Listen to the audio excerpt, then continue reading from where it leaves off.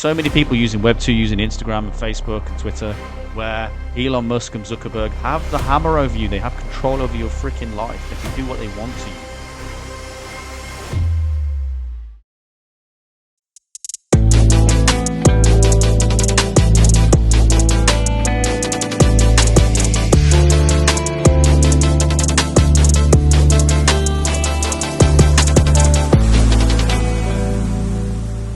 The Speak Network in itself is a way to store off-chain content or off-chain data and be rewarded for it. And then we need a way to pay these people, and it has to be in micropayments. Oh, guess what? We can send 0.5 Hive instantly for free.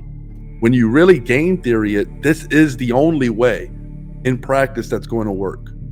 It's so important to distribute these currencies as far and wide as possible in case one jurisdiction becomes hostile to the currency. You've got another 15 or 16 or 20 or 30 out there where the token's well distributed, and at least half of those are going to be like positive.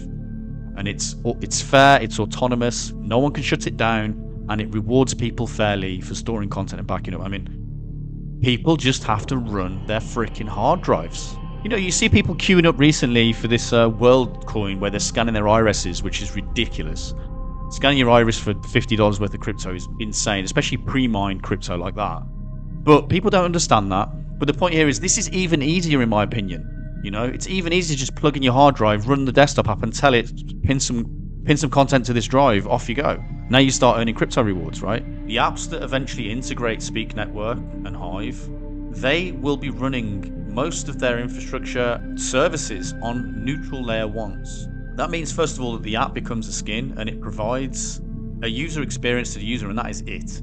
It doesn't control your account, it doesn't control your followers lists, it doesn't control your infrastructure, it doesn't control your storage or your content. That means that by running your apps on these neutral layer ones, you are providing your users with digital human rights, guaranteed. No one can take away your followers list, no one can take away your content at that point. You know, so many people using Web 2, using Instagram and Facebook and Twitter, where Elon Musk and Zuckerberg have the hammer over you. They have control over your freaking life. They can do what they want to you. Elon proved this because he's going to enforce dark mode. Okay, that's a small deal. I'm not going to complain about it. But then that also means he has control over your account as well. Okay, he's a nice-ish guy, he seems to be, so he won't touch your account, hopefully, or damage your free speech. But you're relying on him. So they're trying to control us, and people are allowing it because they're ignorant to how these things work.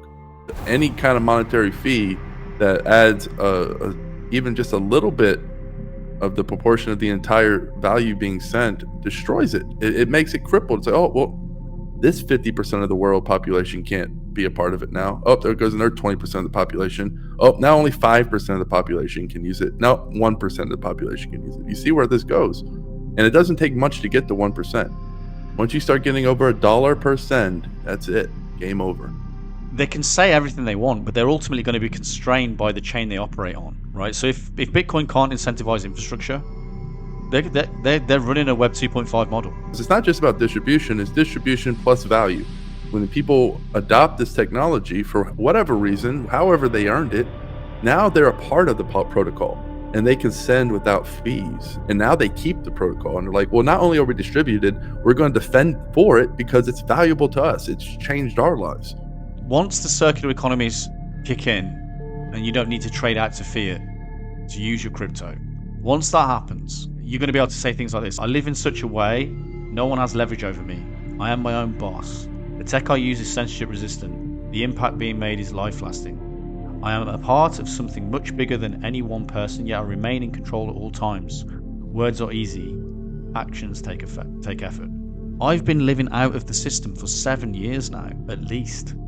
I literally don't rely on anyone but the system that exists outside the current system. With the technology like Hive, we are building an alternative system, and it will provide an alternative away from this fucked up like CBDC control mechanism. If you don't have this jab, you can't enter this building type bullshit economy. We're creating a second economy that cannot be shut down, that is fair and free and open, and is regulated by the community itself.